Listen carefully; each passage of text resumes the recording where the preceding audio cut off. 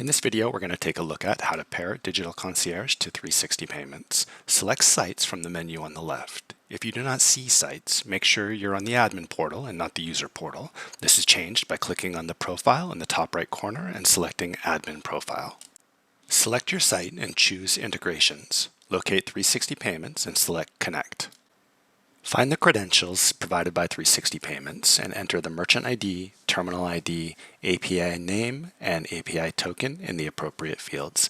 Note that API name and merchant ID should be the same value. Make sure you select Pair Terminal and Save as you complete each section. At this point, you are connected to 360 Payments and can begin payment processing. If you have a physical terminal you'd like to add, you can select Manage Now. Toggle Enable Terminal Payments and click Add Terminal. Add a description for your terminal, as well as the merchant ID and terminal ID provided by 360 Payments. Select Pair. Select Pair, followed by Closed, and you're ready to start using 360 Payments for integrated payments with Digital Concierge.